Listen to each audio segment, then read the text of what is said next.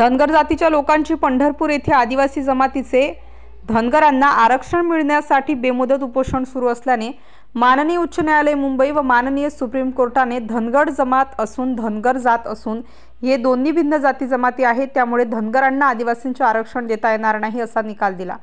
निर्णय झाल्यास आदिवासी समाज देशोधडीला लागेल, तरी असे कृत्य शासनाने करू नये।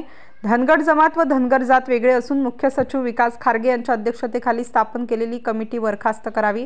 Tata institute of social science यांनी धनगर जात व आदिवासी जमात संदर्भात अभ्यास करून शासनाला अहवाल सादर केलेला आहे। तो अहवाल शासनाने जाहीर करावा व धनगर जातीला आदिवासींचे आरक्षण देण्यात येऊ नये, तसेच पेसा पदभरती तात्काळ करण्याचे आदेश दिलेले आहेत, याची तात्काळ अंमलबजावणी करावी व 2017 ची रखडलेली 12,500 पदाची व इतर पदभरती तात्काळ करावी। जर शासनाने खारगे समिती बरखास्त केली नाही आणि GR काढला तर आदिवासी भागातून मुंबई मराठवाडा भागात जाणारे पाणी बंद करण्यात येईल, आदिवासी भागातून जाणारे रस्ते बंद करण्यात येतील, आदिवासी भागातून जाणाऱ्या रेलमार्ग बंद करण्यात येतील असा इशारा सकल आदिवासी संघटनेमार्फत देण्यात आलेला आहे। वरील मागण्या लवकरात लवकर पूर्ण करण्यात याव्यात, याकरिता महाराष्ट्र राज्याचे मुख्यमंत्री उपमुख्यमंत्री यांना सकल आदिवासी संघटनेतर्फे निवेदन देण्यात आलेले असून मागण्या मान्य न झाल्यास मुंबई येथे सकल आदिवासी संघटनेमार्फत आंदोलन करण्याचा इशारा संघटनेचे पदाधिकारी यांनी दिला।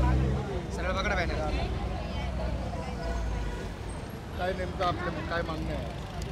30-23 सप्टेंबर रोजी जी बैठक झाली, सर्वपक्षीय आमदारांच्या बैठकीमध्ये ठरलेलं होतं का 30 तारखेला राज्यव्यापी आंदोलन करण्यात येईल। तर त्या दृष्टीने आज हे राज्यव्यापी आंदोलन आपण छेडलेलं आहे। प्रत्येक तालुक्यात प्रत्येक जिल्ह्यामध्ये आज हे आंदोलन होतं आहे। ह्या सरकारचं डोकं भानावर कधी येईल हे ठाऊक नाही, पण आचारसंहिता जरी लागली, निवडणुका जरी आल्या तरी पण ह्या सरकारचा समाचार आदिवासी समाज घेतल्याशिवाय राहणार नाही। निश्चित नाशिकमध्ये तरी यांच्या उमेदवारांना फिरून सुद्धा देणार नाही, कारण यांनी आदिवासी समाजाच्या तोंडाला पानं पुसलेले आहे।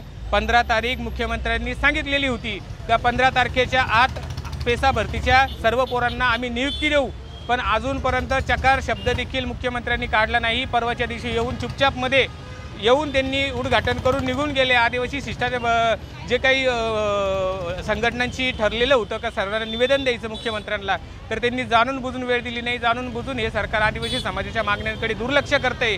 तर इथून पुढे जे आंदोलन जे आहे हे उग्र स्वरूपात राहील। रेल्वे रूळ वगैरे जे काही ठरलेलं आहे त्या प्रकारे पाणीसुद्धा अडवण्यात येईल। पाणी नाही तर इथून भाजीपाल्याचे दुधाच्या गाड्या ज्या इथून जातात त्या देखील इगतपुरीमध्ये अडवण्यात येतील आणि पेसा भरती जोपर्यंत होणार नाही तोपर्यंत हे आंदोलन चालू राहील। मग निवडणुका लागल्या तरी बेहद्द। आणि आज विधानसभेचे उपाध्यक्ष यांना देखील सरकारमध्ये राहून त्यांना देखील सरकारचं कोणत्याही धोरणाचं किंवा याचं अवलंबन केलेलं नाही मुख्यमंत्र्यांनी। आज या सरकारला लाज वाटत नाही की विधानसभेचे उपाध्यक्ष आज आंदोलनाला बसताय, सरकारमधले व्यक्ती आज आंदोलनाला बसताय।